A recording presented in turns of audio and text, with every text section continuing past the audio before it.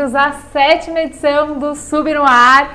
Toda quinta a gente traz um convidado especial para falar sobre livros, sobre autores, sobre personagens memoráveis e muito mais. Eu sou a Juva Lauer e é um prazer estar aqui apresentando essa live para vocês. Deixa eu só falar rapidinho para quem ainda não me conhece. Tá ali atrás, tá aqui no adesivo. Não esse, né? Esse aqui. Eu sou uma das apresentadoras do Mamilos, do podcast Mamilos. Vocês podem escutar no mamilos.b9.com.br ou em qualquer plataforma de áudio digital. Sejam muito bem-vindos para sentar na nossa mesa e ouvir um pouquinho de polêmica com respeito e empatia. Mas hoje, essa noite, é muito especial porque a gente vai receber um convidado que se chama Igor Pires, mas antes eu preciso lembrar vocês de ativarem as notificações do aplicativo do Submarino para não perder nada nessa live e ficar ligado em todas as promoções que vão rolar por aqui. Então vamos lá. Seja muito bem-vindo, Igor. Estou muito feliz de te receber aqui. A sua live, assim que foi comunicada no Twitter, no Instagram, rolou um monte de comentário. Você tem fãs apaixonados. Parabéns, é uma delícia. Deixa eu te apresentar um pouco melhor. Você é autora da trilogia Textos Cruéis Demais, que é classificada recentemente no top 5 dos mais vendidos no Brasil. E acabou de lançar a pré-venda do livro Todas as Coisas que Eu Te Escreveria Se Pudesse. Você também tem uma página no Instagram com esse mesmo nome, que você publica conteúdo diariamente para mais de 1 milhão de seguidores. Aliás, acabei de saber que você foi um brasileiro autor de ficção mais lido durante esse período de pandemia, é verdade? É verdade, e quando eu recebi essa informação, eu quase não acreditei, assim, porque eu acho que é muito difícil ser um autor nacional jovem que escreve sua poesia no mercado editorial, né? Ainda mais quando a gente vem vendo que, enfim, estamos passando por uma crise, enfim, sem fim. Então, foi uma surpresa e uma notícia muito boa. Acho que uma validação do meu trabalho, que, na verdade, fala muito mais sobre quem consome os livros, né? Então, os meus leitores, do que sobre mim. Eu acho que é uma vitória coletiva de todo mundo que está no mercado editorial, que escreve poesia jovem, que veio da internet. Acho que não é meu, sabe? É nosso. Você quer dizer que é uma vitória da sensibilidade nesse tempo bruto? Sem dúvida alguma, eu acho que, sim, concordo, que a gente está passando, nesse período trouxe para a gente altas reflexões e eu fico muito feliz de que, de alguma forma, o meu livro tenha sido...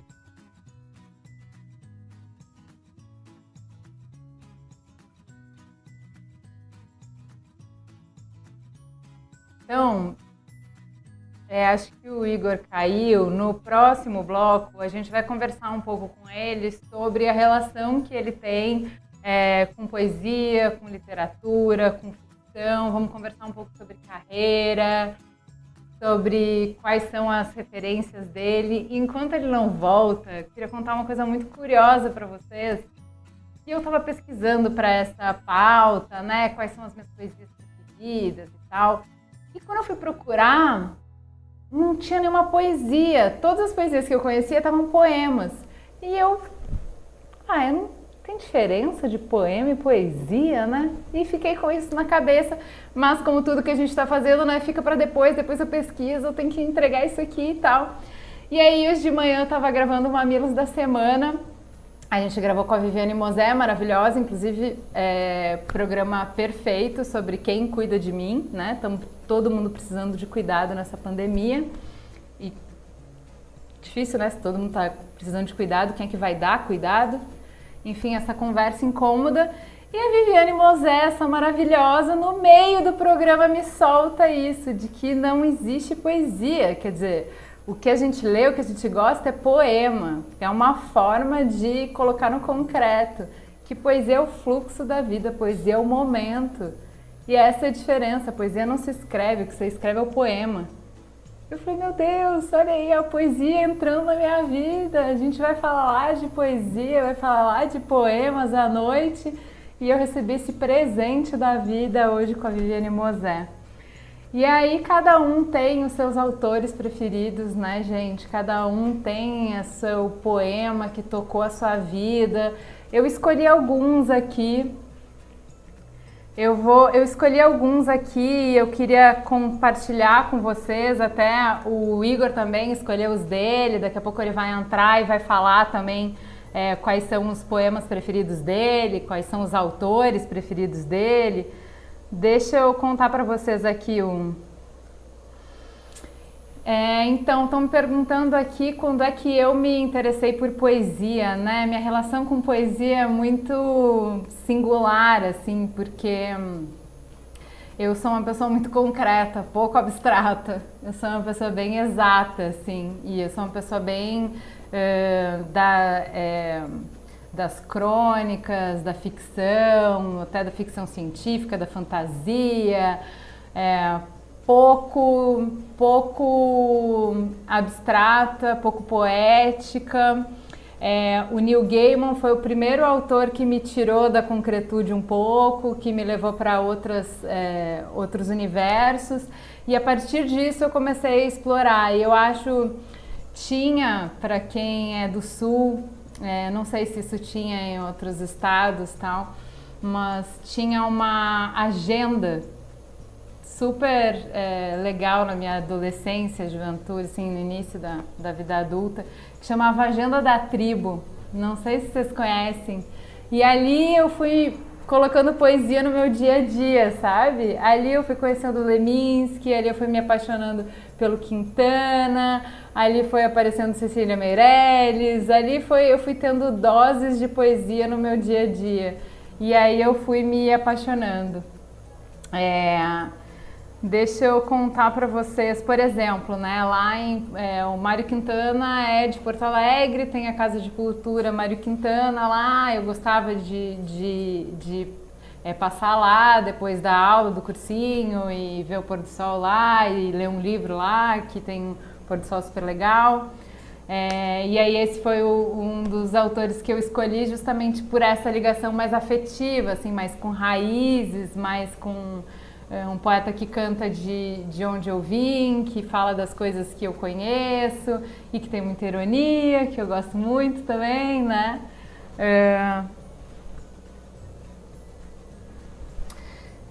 Então, o que me pediram aqui foi para trazer, para a gente se complementar, eu e o Igor, ele ia trazer alguns alguns poetas mais contemporâneos que ele gosta, e eu ia trazer os mais clássicos, assim, né? Então eu comecei com o Mário Quintana, por conta disso que eu já compartilhei com vocês. E aí eu trouxe, para ser breve, né, para não ficar falando dos poemas enormes, o das Utopias, que eu acho que é um dos mais conhecidos dele, e que eu acho que tem tudo a ver com o que a gente está precisando trazer de novo nos nossos dias, né? Tá tudo muito duro, tá tudo muito triste, tá tudo muito quebrado, a gente está olhando muito para os problemas. Embora tenham tantas certezas, está nos faltando faróis, né? Está nos faltando utopias, está nos faltando o que a gente quer construir, para onde a gente quer ir, projetos coletivos bonitos e melhores, né? E aí o Mário Quintana tem esse poema que é: se as coisas são inatingíveis, ora, não é motivo para não querê-las. Que triste os caminhos, se não fora a mágica presença das estrelas. Então esse poeminha dele é lindo, eu acho que diz muito do que a gente precisa voltar a se inspirar, onde a gente precisa voltar a beber para ter dias melhores, né?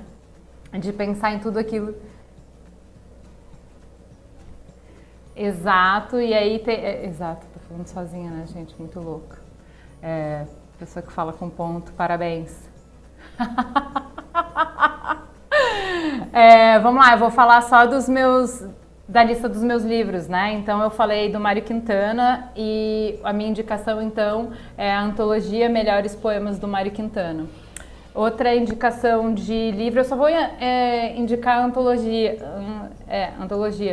porque eu acho que é um bom caminho para quem quer conhecer, explorar primeiro um autor, né? Então, para ter esse primeiro contato, como eu sou assumidamente muito imatura em matérias de poesia, eu só trouxe antologia justamente para dialogar com quem também não tem muita familiaridade por esse universo. Então você já vai ver os melhores, né, as seleções dos melhores ou dos mais conhecidos versos desses autores. Então, além do Quintana, eu trouxe a Cora Coralina, a antologia dela chama Melhores Poemas Cora Coralina. E também acho que eu trouxe esse poema porque tem a ver com o que a gente está vivendo um pouco hoje, né? Não te deixes destruir, ajuntando novas pedras e construindo novos poemas. Recria a tua vida, sempre, sempre. Remove pedras e planta roseiras e faz doces. Eu sou muito do fazer doces. Recomeça. Faz da tua vida mesquinha um poema. E viverás no coração dos jovens e na memória das gerações que hão de vir. Essa fonte é para uso de todos os sedentos. Toma tua parte, venha a essas páginas e não entrave seu uso aos que têm sede. Bonito, né? Eu acho que a gente precisa muito, muito disso, de alinhar as nossas pedras para construir pontes, né?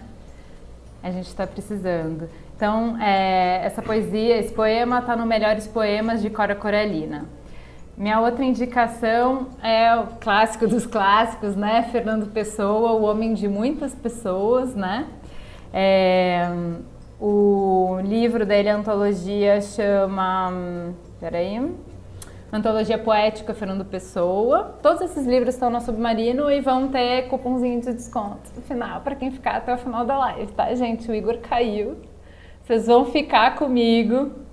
Vocês vão ficar comigo até o final para ter os 30% de desconto, porque o Igor vai voltar, ele não vai me deixar sozinho, que ele não seria disso. Então vamos lá, vou continuar com as minhas indicações. Então, deixa eu ler para vocês um poema do Fernando Pessoa. E é muito bom também, né? Olha só o poema que eu escolhi do Fernando Pessoa para esse momento que a gente está de pandemia, né? E que a gente está se chicoteando com a produtividade, né? Que ninguém está sendo produtivo como deveria, ninguém está lendo todos os livros que gostaria, assistindo todas as séries que gostaria, fazendo novos projetos e fazendo tudo. E aí vem o Pessoa conversar com você que não é tão bom quanto você gostaria. Eu nunca conheci quem tivesse levado porrada. Todos os meus conhecidos têm sido campeões em tudo. E eu, tantas vezes reles, tantas vezes porco, tantas vezes vil, eu, tantas vezes irrespondivelmente parasita, indesculpavelmente sujo. Eu, que tantas vezes não tenho tido paciência para tomar banho. Falando com você? Eu que tantas vezes tenho sido ridículo, absurdo, que tenho enrolado os pés publicamente nos tapetes das etiquetas, que tenho sido grotesco, mesquinho, submisso e arrogante, que tenho sofrido enxovalhos e calado, que quando não tenho calado, tenho sido mais ridículo ainda, eu toda. E ele segue, tá? Esse poema segue, você pode ler e você pode ir se identificando com mais partes aqui, mais partes aqui. Eu me vejo muito. Toda a gente que eu conheço e que fala comigo nunca teve um ato ridículo, nunca sofreu enxovalho, nunca foi senão príncipe.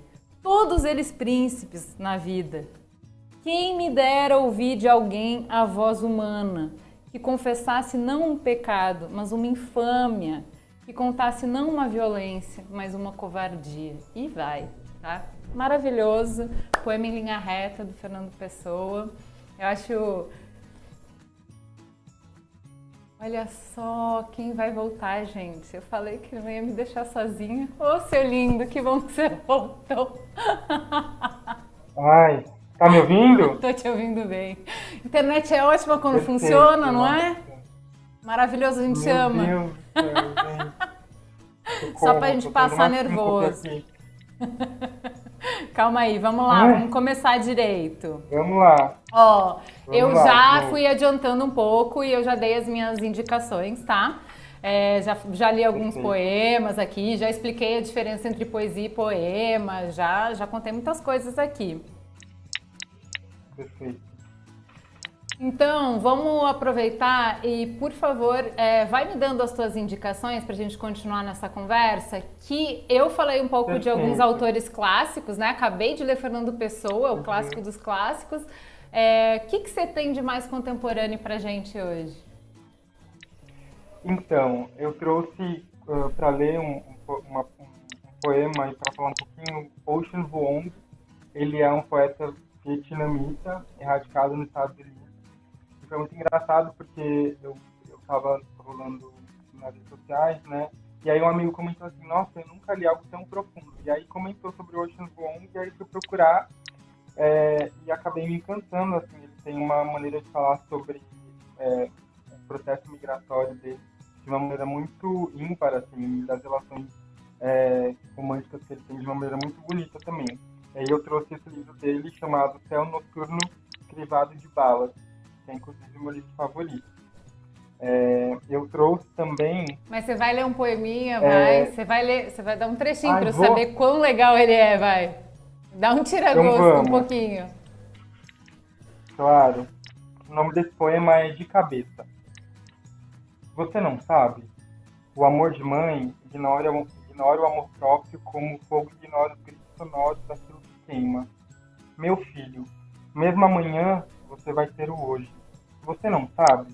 Alguns homens tocam os seios como tocassem no topo de crânios. Homens que ultrapassam montanhas levando seus sonhos, seus mortos nas costas. Mas só uma mãe pode andar com o peso de um segundo coração que bate.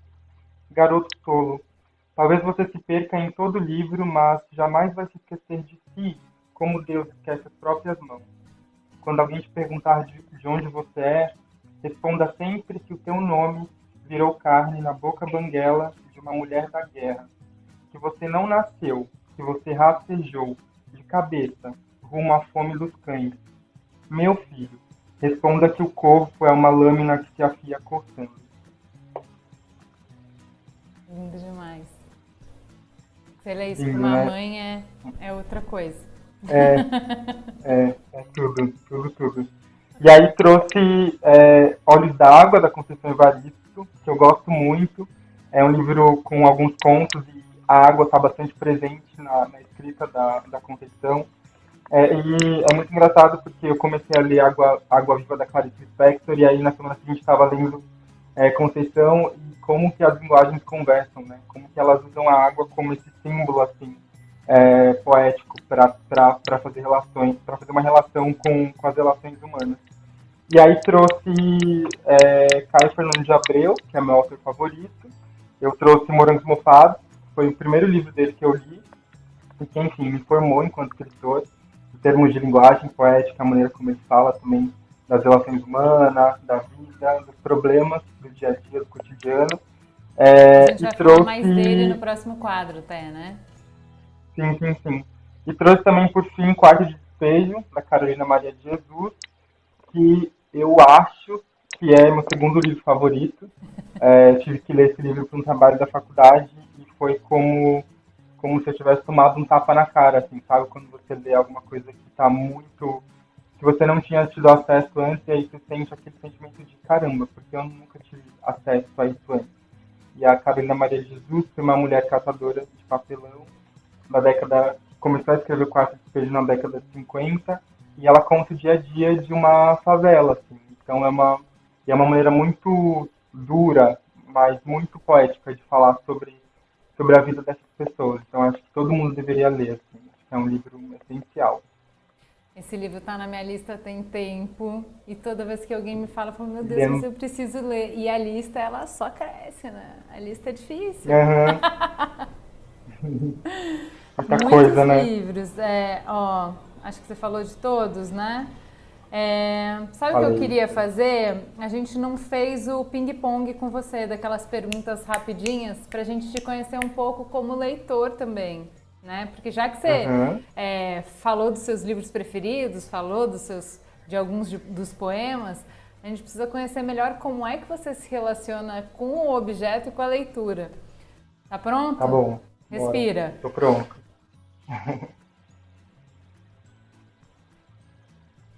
Ó, eu vou te pedir para só ajustar um pouquinho o seu fone, que o brinco tá batendo um pouco no fone aqui. Isso. Oi? Isso, acho que foi. É só botar um pouquinho para cima. Então vamos lá, vamos para as Perfeito. perguntas pro ping-pong. Você é o tipo de gente que lê na cama? Leio muito na cama, mas leio mais no chão, assim. Deito No no chão chão? também. No chão, eu amo. Rio de Janeiro, né? É que é muito quente, gente. Tem que encontrar maneiras de passar ver os calor. Eu leio no chão mesmo. Eu amo leio no chão. Maravilhoso, leio no chão. Você empresta livro? Raramente. Eu sou meio egoísta, assim, confesso. Cara, eu ouvi... É muito engraçado, porque eu não empresto livros que eu compro, mas os meus livros eu vou dando para as pessoas. Tipo assim, dou para parente, dou para pessoas que eu encontro na rua, dou para fã, vou dando.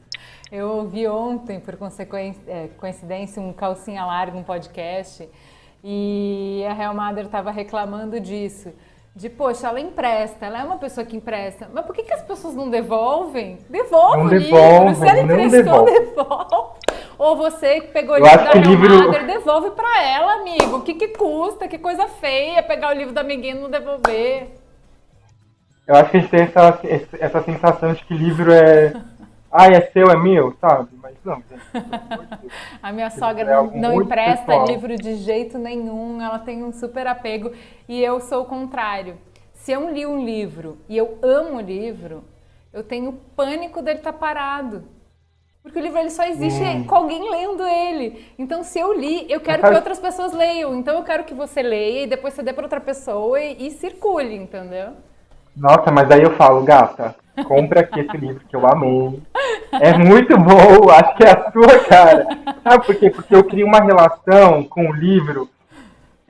É uma relação de tempo também, porque quando eu compro um livro, eu sei por que eu estou comprando ele. Quando eu estou lendo, né, naquele período de tempo, eu entendo por que eu estou lendo. Então, meio que um livro, para mim, é um documento histórico.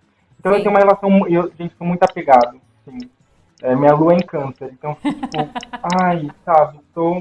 Não, você precisa ter, mas eu tô tentando entendo, é trabalhar. objeto de transição. Ele tá ali, eu tô olhando e ele tá ali. Ele não tá aqui, ele tá ali, né? Pra poder estar aqui. Você pega o livro Pra você de ter volta. uma ideia... Tipo assim, Cara, você não. tinha um livro que você gostava e aí você deu pra sua amiga, porque vocês eram muito amigos. Terminou a amizade, você vai lá e pede o livro. Olha só, eu nunca mais vou falar com você, você me devolve esse livro. Não tenho isso, mas saí do segundo ano, vou ficar com o meu Mundo de Sofia, que eu te emprestei mais de 10 anos atrás. Se você estiver assistindo essa live, era uma edição lindíssima. Por favor, Pô, quero tens de logo volta. o Mundo de Sofia, sabe? Um livro Nossa, desse tamanho. sabe. Você não tem vergonha na cara, Thaís. Caro. Não, e assim, um livro caríssimo, sabe? Nossa, saudade. Saudades, eu lembro quando eu li esse livro maravilhoso. E aí, com todo esse apego, você escreve no livro? Escrevo muito. É? Porque, como escritor, ler não é só um momento que eu tenho de prazer, mas é um momento de estudo também. Então, eu anoto metáforas, eu anoto, eu escrevo sobre a maneira como o escritor conta sobre determinado assunto, né? Eu acho que faz parte da minha, inclusive fez parte da minha pesquisa para o meu novo livro, ler muito poesia. Então, eu li muito Leminski, eu li muito poetas africanas, né? Que ano passado eu Sim. estava nessa linha de ler muita mulher. Então, eu acabo anotando, tipo, eu leio algo legal e falo, nossa, legal essa maneira. Você pode tentar isso no seu texto também. Então, tenho muito disso, de não só grifar, mas de escrever, sabe? Apontar o que está dando certo, o que não está dando, e alinhar isso à minha linguagem. Faz sentido. Eu vou te pedir para colocar o fone bem retinho mesmo, para ele não ficar batendo no... Ou quando você abre muito livro, sabe? Muitos fãs fazem muito isso, né? Me dá um autógrafo, e aí abre o livro. Até escuta o barulho Você que é clac fã do Igor livro. e vai vir pedir autógrafo para ele. Não maltrate o livro. Não vem com um livro que O você livro, derramou por café favor. em cima. Não vem com um livro Por cheio favor. de orelha. Não faz isso. Trata bem o livro. Tudo. O que mais? Tem Qual é a melhor hora para ler? Eu, surpreendentemente, leio muito de tarde. É a minha hora favorita, assim. Quando eu leio, eu costumo ler de tarde, umas 5 horas, bate uma luz legal aqui no meu apartamento. É o momento que eu dedico, assim, às minhas leituras. Legal. É, bom, você já citou alguns livros que são seus preferidos, mas vamos falar de um livro que foi um recorte, que foi marcou a sua vida. Que livro é? Qual o primeiro que veio Marcou. na sua cabeça? Cara, eu tinha uns 14/15 anos e eu venho de uma geração que escrevia muito numa plataforma chamada Tumblr, né? O Tumblr formou muitos escritores, tem muitas amigas, inclusive, que publicaram também por conta do Tumblr. E o Caio era muito famoso nessa rede social. E era um Caio mais superficial, assim, né? Um Caio fofo. Tanto que tem muita frase fofa do Caio na internet que você fala, nossa, essa pessoa deve, né, ser muito romantiquinha.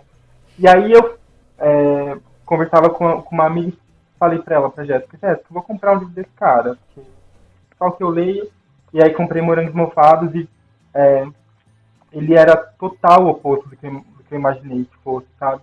Primeiro que é um livro muito cru, o Caio ele não tem vergonha de falar que ele tá mal, que ele tá triste, que ele tá se sentindo um lixo, que ele é pessimista em relação à vida. Ele também não tem muita trava para dizer que ele sofre mesmo por amor, que tá tudo bem sofrer por amor. Então foi um impacto para mim ler Morangos Mofados, porque alguns dos contos dele, ele fala com tanta visceralidade, com tanta humanidade, sabe? Sobre as relações humanas, que eu falei, cara, é sobre isso, então, sabe? E eu, no auge dos meus 15 anos, tipo assim, estávamos passando todos por uma fase meio emo, sabe? Acho que a nossa geração vivenciou muito essa melancolia, sabe? A gente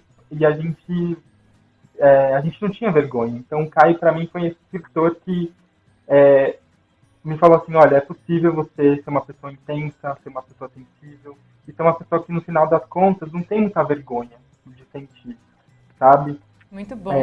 Então é isso. Me conta qual é o seu livro que está na cabeceira agora. O que você está lendo hoje? Eu tô lendo Água Viva, da Clarice. Não tô entendendo nada. Esse livro é muito difícil, gente.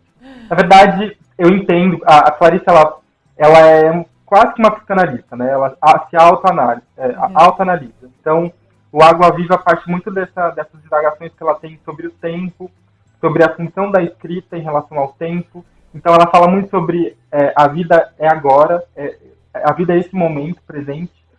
Tem até um trecho do Água Viva que ela fala, eu estou me sendo, assim, a escrita está me sendo também agora. Eu sou escritora agora, sabe? Então, acho muito bonito, assim. Está sendo uma leitura dura, difícil, mas sempre muito bom, né? Ler Clarice. Eu tô nessa leitura difícil com Tutameia, meu filho. Tá difícil, Guimarães Rosa, tá, mas eu sigo no Tutameia. Consegue. A gente vai um pouquinho cada dia, a gente vai e volta, aí lê de novo. Aí, agora parece que tá fazendo sentido e a gente vai. Qual é o seu gênero favorito? Poesia. Poesia, óbvio. Mas assim, eu aprendi, porque isso era um papo pro começo, né? Eu aprendi a gostar de poesia quando eu entendi que poesia não era esse gênero difícil e colocado nesse lugar de muito hermético, né?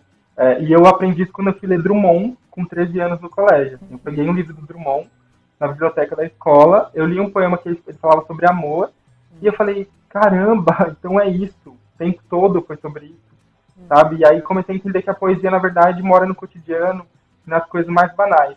E aí o Fernando Pessoa, ele fala algo muito legal a respeito da arte, que a arte existe porque ela nos tira daqui. Então eu acho que a poesia é esse momento que nos tira dessa linha razoável, desse viver razoável, sabe? Desse viver cronometrado. Então, eu acho que é o Suassuna que diz que ele escrevia porque a vida causava espanto. Então, quando a vida parasse de causar espanto, ele ia parar de escrever. Então, eu acho que a poesia é esse momento que você se espanta, assim, que você tem um suspiro de, nossa, então é isso. Acho que é por isso que é meu gênero favorito, assim. Eu amo.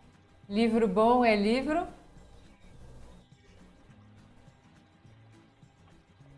Eu ia falar que me faz chorar, mas eu acho que me faz rir também. O livro bom é que me faz, é aquilo que me faz, sabe, dar um sorrisinho. Um dia ruim, assim, que você abre um livro, você lê, você dá um sorrisinho e fala, "Ai, que Você bom, tem que aqueles existem outros livros mundos, outras coisas." que você fica com raiva de como a pessoa pode escrever tão bem? Você tá entretido pela história, mas lá no fundo você também tá, ao mesmo tempo que você tá lendo e no universo da pessoa você tá falando, mas como é que a pessoa escreveu isso? Como é que Como é? consegue? Como?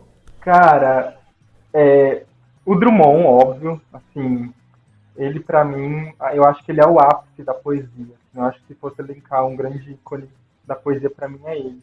Mas o Caio também tem umas coisas. Ontem eu tava lendo um conto dele que o nome do conto é Os Dragões Não Conhecem o Paraíso.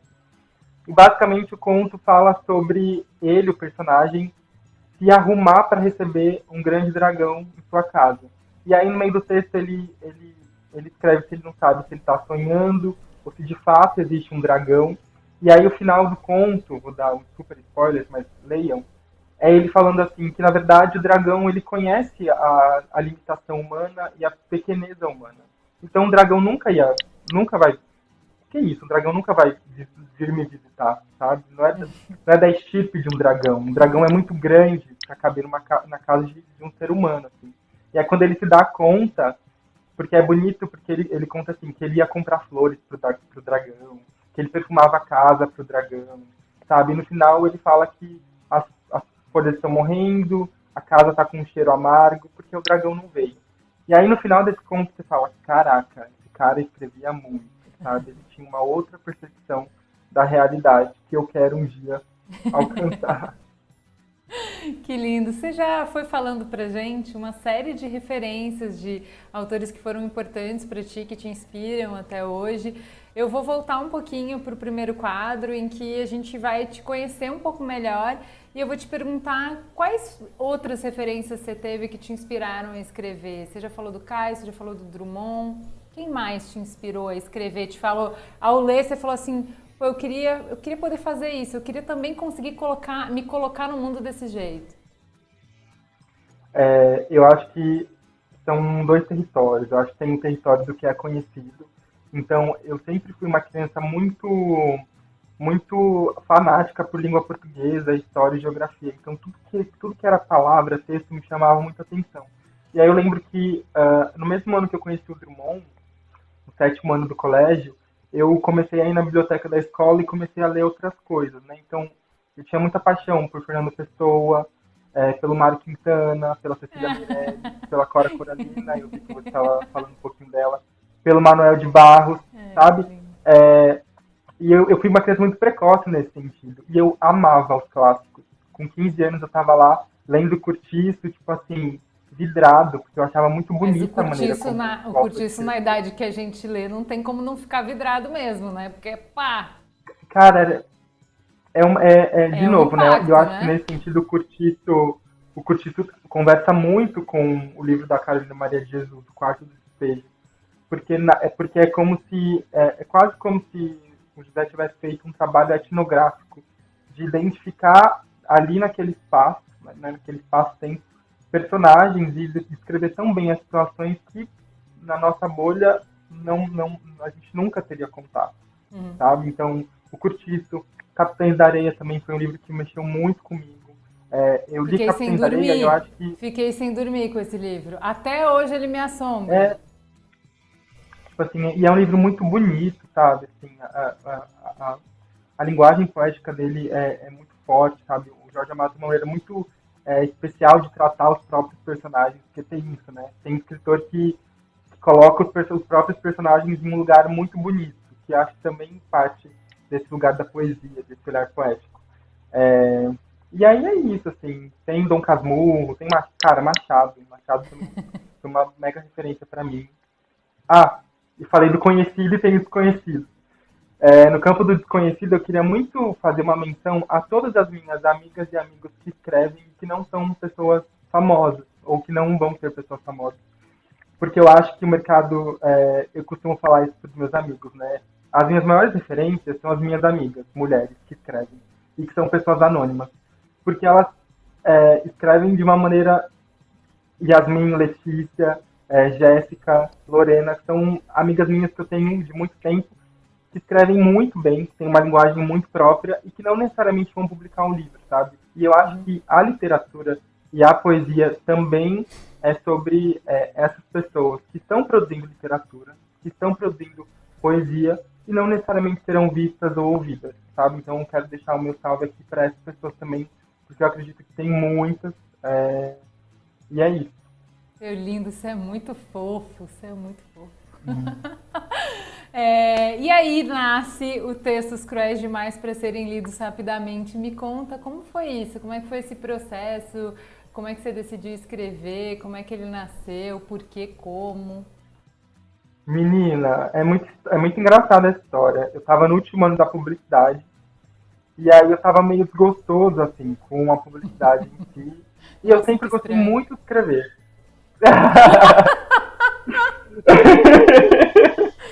Ai, E só aí, os cara, eu escrevo na ex-publicitários internet. para se entender, né, gente? Vamos fazer um grupo de apoio, vai. E aí, nossa, vamos dar as mãos, porque, pelo amor de Deus, terapia nele. Mas eu escrevo desde 2010, né, na internet. E aí, em 2016, eu estava no último ano da publicidade falando, cara, não é isso que você quer fazer, assim, bola pra frente. E eu tinha acabado de terminar o namoro. E foi um período da minha vida em que eu tive problemas de saúde mental, tive depressão, desenvolvi ansiedade. E escrever acabou se tornando, se antes já era um caminho meio que inevitável, agora era questão de sobrevivência. E aí eu estava voltando, nesse dia, à noite, eu tive uma aula com um professor da faculdade, ele falava, gente, as redes sociais estão morrendo. Esse era o discurso desse professor. As redes sociais estão morrendo porque a gente só tem texto sobre política, meme e gif de cachorro, de gato.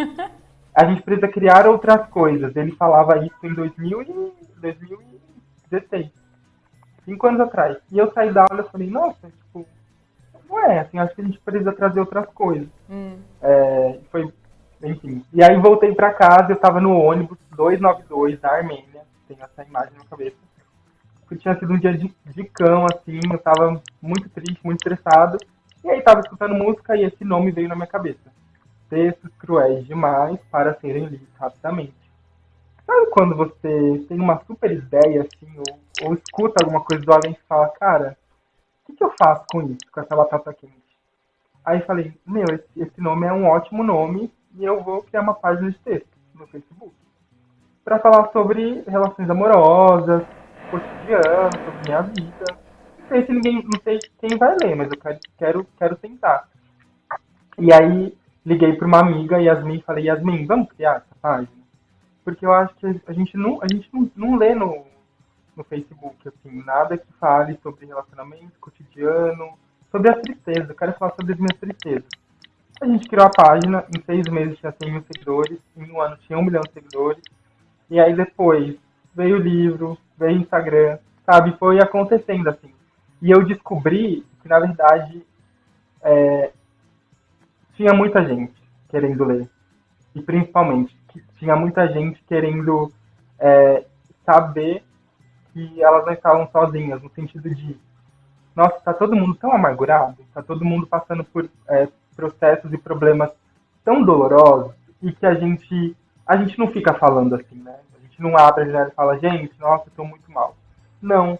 Então, a maneira que as pessoas têm de se relacionarem, de se sentirem menos sozinhas é lendo um livro, assistindo um filme, escutando um podcast, sabe? Acho que são essas ferramentas e, coincidentemente, os textos cruéis estavam ali para as pessoas que estavam precisando, sabe? Dos textos cruéis.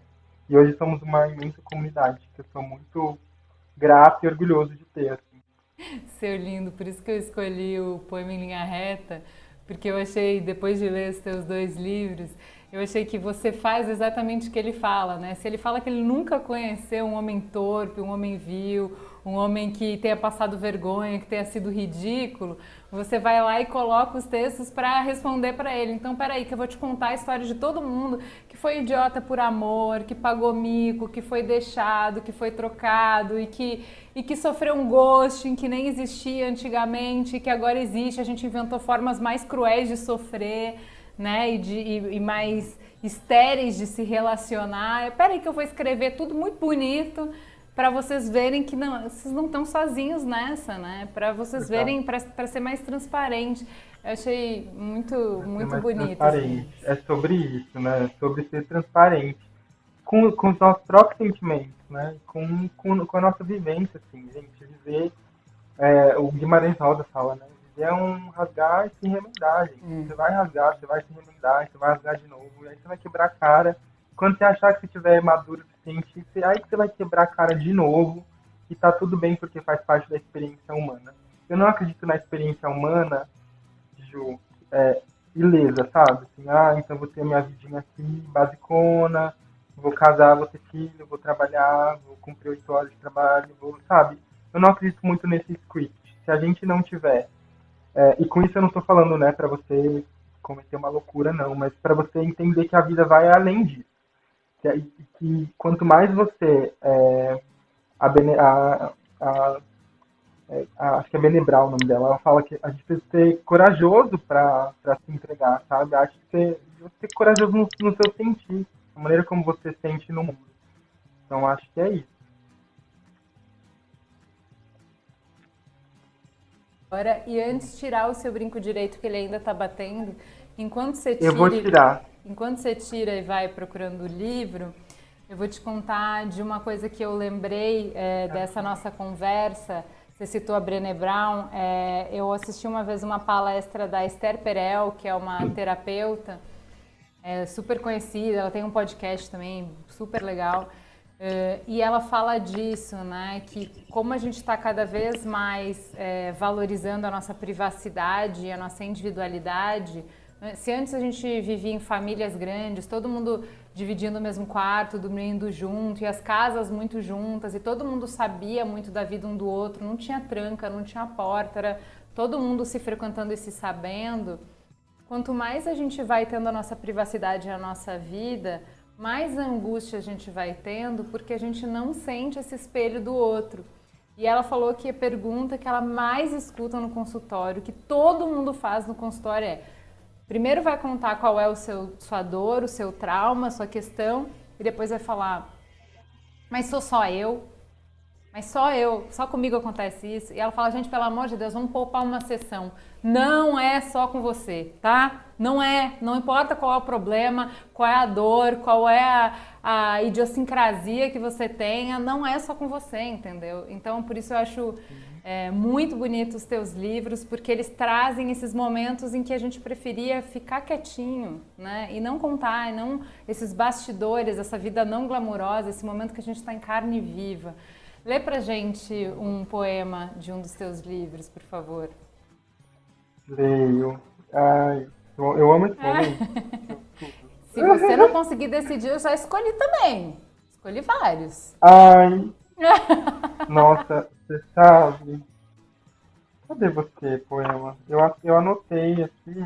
Enquanto você está procurando, eu só vou lembrar a galera que vai rolar cupom de 30% de desconto, não só para esses livros, como para todos os livros que a gente já indicou.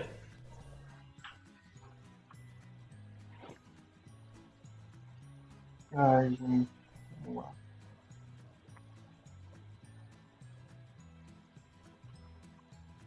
Então, eu me dei conta de que te perdi. Como aquele passageiro que se prepara para o voo e arrumando as malas, os pensamentos, as intenções, ele chega na área de embarque, saca o documento da carteira e percebe que o RG não está ali. E chora, porque era importante que voasse dali para outro lugar. Você é o meu voo que nunca aconteceu. Você é a adrenalina na boca do estômago que nunca atravessou meu sangue e dançou sobre os meus sonhos durante a decolagem. Você é a cidade no meio do meu caminho que nunca mais vou ver com os meus olhos flamejantes. Você é a pessoa que nunca estará à minha espera no destino. Você é aquele com quem nunca mais terei a oportunidade de colidir. Meu lindo. Você não tem noção de como você está dialogando sem saber com o que eu já escutei hoje de manhã. Tá muito bonito. Ah, isso é muito bonito. Tudo que você escreve é bonito. Isso é muito fofo. Escuta, já que tudo que você escreve é bonito, tem um livro seu em pré-venda, né? Todas as coisas que eu descreveria se pudesse. E também vai estar com desconto. Olha aí, ó, você roubando no jogo. Eu amo! Eu amo. Conta pra Então, gente esse como livro... é que você escreveu um livro em plena pandemia, meu filho. Eu não tenho criatividade pra nada. Como é que você tá criando coisa? Conta pra mim. Gatinha, sabe que eu... Ai, desculpa, posso chamar de gatinha? Nem sei. É uma maneira carinhosa que chamam minhas amigas. Você tá podendo tudo hoje. Não sei. Então, terminei esse livro e estou na metade do meu próximo já. E você sabe que a pandemia, todo esse tempo caótico, foi um período em que de fato eu pude olhar mais para mim. Tem aquele papo de positividade tóxica, tá? Não é sobre isso. Mas eu acho que eu tava eu vinha de um caminho muito em que eu não parava para me analisar, sabe? Era um caminho muito no automático. Então eu ia para a faculdade, eu trabalhava, eu fazia as coisas, eu comia, eu fazia qualquer coisa sem parar muito. E aí eu terminei o namoro no começo da pandemia e foi um momento em que eu falei, tá bom, Igor, então agora eu não vinha digerindo os meus sentimentos, não vinha fazendo uma autoanálise do que eu estava sentindo, eu estava sendo bem relapso comigo, sabe? E eu acho que constantemente a gente se coloca nesse lugar de ser relapso com a gente. E aí eu falei, não, tá bom, então esse é o momento. E aí coloquei uma meta na minha cabeça, falei, Igor, você vai escrever um livro em 2 meses. Você vai ter 60 dias e todos os dias você vai documentar o que você está sentindo naquele dia. E aí no dia 1 de abril do ano passado, nossa, eu tenho essa imagem muito límpida na minha cabeça. Eu peguei o computador, sentei assim no chão, que eu gosto de fazer as coisas no chão, e aí comecei a escrever. E sabe quando os sentimentos vinham assim que eu nem sabia que eu estava sentindo aquilo. Às vezes eu escrevia algumas coisas que eu falava, caramba, você estava sentindo isso? Como isso nunca veio à tona? Para você entender a importância de às vezes a gente extrair mesmo o que está dentro, sabe? Que é importante. E eu acho que essa talvez seja a minha maior questão hoje com o meu trabalho, em meio a esse caos, assim. Não ser insensível ao que está acontecendo. Então a minha escrita ela é permeada por todo esse caos que a gente está vivendo, então isso está muito presente nos meus textos. E também não ser negligente comigo. Muitos amigos, nossos pais, nossa família, quando a gente está dentro da nossa casa, tipo assim, sabe aquele momento que é só você e você? Acho que esse livro é muito sobre isso, assim, sobre esse momento eu, sabe? Nem li, já gostei, olha aí. Vamos fazer agora umas perguntas. Vou mandar um pra sua casa, tá? Quero, mas tem que estar assinado. Vou para as perguntas Tá do bom. público. Você pode mandar suas perguntas pelo Instagram ou pelo Twitter. A gente sempre avisa antes qual vai ser a live. A da semana que vem, por exemplo, é da Gabriela Prioli. Se você quiser fazer pergunta para ela, já vai mandando lá pelo Instagram ou pelo Twitter do Submarino. E a Duda faz a primeira pergunta. Como é que você consegue, é muito do que você estava falando, fazer essa transferência entre o que você vive para colocar no livro, né? Então você falou, eu fui lá e fiz uma autoanálise e eu me deparei com um monte de coisa que, poxa, fazia tempo que eu não via ou que talvez eu nunca tinha visto antes. Tá bom, entendi. Mas e disso para virar livro, como é que faz? Muitos meses de edição, viu? Olha, sério, cara, a minha editora, Verônica, ela sofre muito comigo, porque a gente fica, por exemplo, eu acho que esse livro nem tanto, mas o primeiro livro, Vermelho, ele teve 11 edições. Então eu tive que ler o livro 11 vezes. E assim, é um processo de, isso vai para o livro, por que vai para o livro? Por que esse texto vai entrar aqui e como ele conversa com os outros textos do livro, mas por que ele vai entrar nesse capítulo? Por que não nesse? E aí é tipo um quebra-cabeças mesmo que a gente tem que montar. Eu sou uma pessoa muito autocrítica com o meu trabalho. Então, Verô sofre comigo falando na última hora, Verô, eu não quero mais esse texto no livro. Verô, isso tá muito ruim, pelo amor de Deus. Como que eu coloquei isso no livro? Assim, cadê o filtro? Sabe? Porque eu acho que tem. Acho que eu tento ser o mais honesto possível sobre os meus sentimentos, sobre aquilo que eu tô sentindo. Mas eu acho que também existe um limiar, assim, sabe? De coisas que eu. Por exemplo, esse livro tem uma brincadeira engraçada, que é todas as coisas que eu escreveria se pudesse. Mas certamente tem coisas que eu não escrevi no livro, porque são coisas muito minhas, muito particulares. E que, apesar enfim, de eu ser escritor, da minha profissão ser essa, eu acho que todo mundo está reservado, a todo mundo está reservado esse lugar de intimidade, sabe? Um lugar mais poucas pessoas vão, que às vezes nem você mesmo vai, mas enfim, você me perguntou de como sair disso para livro. Passa muito por essa peneira, assim, de isso cabe dentro da história, isso faz sentido para a ideia inicial do livro, e também passa por muitos processos de edição, meu, das minhas editoras, até ter o produto final. É muito legal isso, né? Mostrar que tem uma cadeia, que tem o carinho, o talento e o cuidado de muita gente para chegar nesse resultado final que a gente gosta tanto, que a gente aprecia Muita tanto, gente. né? São meses, gente, anos, às vezes anos.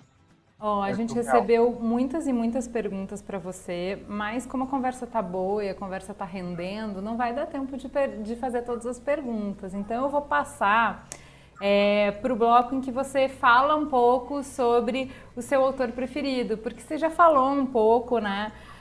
Mas eu acho que é interessante a gente saber mais, porque saber um pouco mais dele é saber um pouco mais das suas preferências, enfim, do que te faz, quem te fez chegar até aqui, né? Deixa eu só pegar o bloco. Apresentadora perdida. O que você já falou um pouquinho de como é que ele entrou na sua vida, né? Me conta um pouquinho por que ele é tão importante para você. Porque o Caio, cara, eu acho que a gente tem uma sina com alguns escritores, artistas, com os artistas em geral. A gente geralmente valoriza o artista depois que ele morre. E eu sinto que o Caio foi super valorizado depois que ele faleceu, assim. E quando ele estava em vida, muito da obra, ele tem um documentário maravilhoso, inclusive, chamado Sobre Sete Ondas Verdes Espumantes. E fala um pouquinho que o Caio, cara, ele não tinha muito dinheiro, assim. Ele lançava livro para ganhar um dinheiro, para ficar durante um ano trabalhando no próximo livro, e aí ele ia indo, sabe? Então ele era muito escritor real. Eu acho que ele era muito assim, uma pessoa comum, que não ligava muito para rótulo. Tipo assim, às vezes as pessoas vinham perguntando, Igor, você se considera poeta? Ou Igor, você se considera literatura? E tipo assim, honestamente, eu não me importo muito com aquilo que está dentro desse território do cânone, do que é nomeado, sabe? Eu só quero poder fazer a minha arte, poder escrever, poder tocar as pessoas. Por mais clichê que isso soe, eu tenho esse sentimento muito vivo dentro de mim, e eu sinto que o Caio é exatamente sobre isso. Tem um conto dele que ele fala que ele tá indo para casa de uma pessoa, que ele é muito apaixonado, e aí no conto ele fala, olha, eu tô indo até a sua casa, vou bater na sua porta, não sei se você vai me atender, mas eu tô indo. E aí ele vai descrevendo que tá chovendo, ele tá com o dente quebrado, ele não tem dinheiro, ele tá com cheiro de álcool, ele tá,